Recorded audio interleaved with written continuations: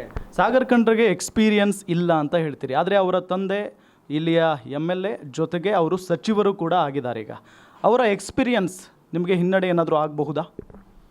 ಅವ್ರ ಎಕ್ಸ್ಪೀರಿಯನ್ಸು ಬರೀ ಸುಳ್ಳು ಆಡೋದ್ರಲ್ಲಿದೆ, ಮೋಸ ಮಾಡೋದ್ರಲ್ಲಿದೆ, ಅಭಿವೃದ್ಧಿ ಕಾರ್ಯಗಳಿಗೆ ವಿರೋಧ ಮಾಡಿ ತಡೆ ಹಿಡಿಯೋದಿದೆ ಮತ್ತು ದ್ವೇಷದ ರಾಜಕಾರಣವನ್ನು ಮಾಡಿ ಸಾಮಾನ್ಯ ಜನರಿಗೆ ಹತ್ತಿಕ್ಕುವಂಥ ಅವರ ಎಕ್ಸ್ಪೀರಿಯನ್ಸ್ ಇದೆ.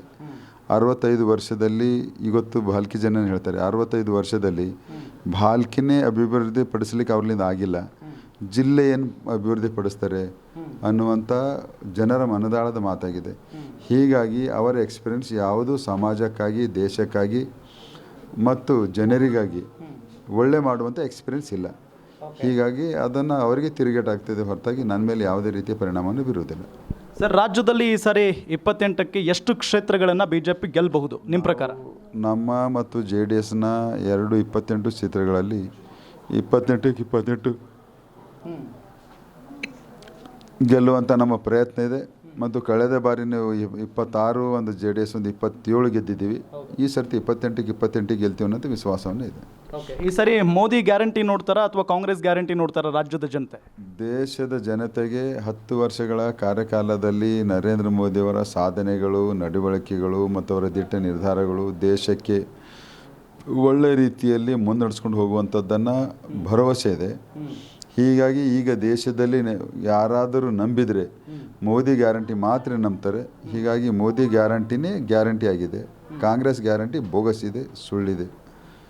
ಒಂದು ಲಾಸ್ಟ್ ಕ್ವಶನ್ ಸರ್, ಸ್ಥಳೀಯ ನಾಯಕರು ಭಗವಂತ್ ಖೂಬಾ ಅವರ ಜೊತೆಗಿಲ್ಲ, ಅವರು ಸಪೋರ್ಟ್ ಮಾಡ್ತಾ ಇಲ್ಲ ಭಗವಂತ್ ಖೂಬಾ ಅವರಿಗೆ, ಜೊತೆಗೆ ಅವರೇ ಭಗವಂತ್ ಖೂಬಾ ಅವರ ಮೇಲೆ ಆರೋಪವನ್ನು ಮಾಡ್ತಾ ಇದ್ದಾರೆ ಅನ್ನೋದು ಸ್ಪಷ್ಟವಾಗಿ ಗೊತ್ತಾಗ್ತಾ ಇದೆ.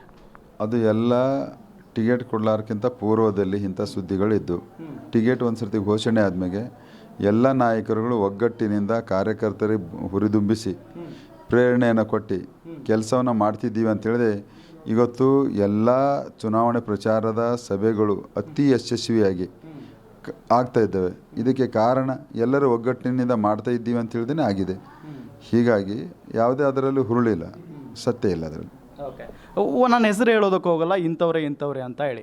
ಚುನಾವಣೆಗಿಂತ ಮೊದಲು ಭಗವಂತ್ ಖೂಬಾ ಅವರಿಗೆ ಟಿಕೆಟ್ ಕೊಡಬಾರ್ದು ಅಂತ ಹೇಳಿ ಕೇಂದ್ರದ ನಾಯಕರ ಮಟ್ಟದಲ್ಲಿ ಲಾಬಿ ನಡೆಸ್ತಾರಂತೆ, ಅಥವಾ ಕೈ ಮುಗಿದು ಬೇಡ್ಕೋತಾರಂತೆ. ಇದು ಅದಾದ ನಂತರ ಈಗ ಚುನಾವಣೆಗೆ ನಾವು ಸಪೋರ್ಟ್ ಮಾಡಲ್ಲ ಅಂತ ಹೇಳ್ತಾರಂತೆ. ಇದೇ ಕ್ಷೇತ್ರದ ನಿಮ್ಮ ಅಂದರೆ BJPಯ ನಾಯಕರು ಅಂಥವ್ರು ಯಾರೂ ಇಲ್ಲ, ಎಲ್ಲರೂ ಚುನಾವಣಾ ಪ್ರಚಾರದಲ್ಲಿ ತೊಡಗಿಸ್ಕೊಂಡಿದ್ದಾರೆ. ಗ್ಯಾರಂಟಿ ನ್ಯೂಸ್, ಸುದ್ದಿ ಖಚಿತ, ನ್ಯಾಯ ನಿಶ್ಚಿತ.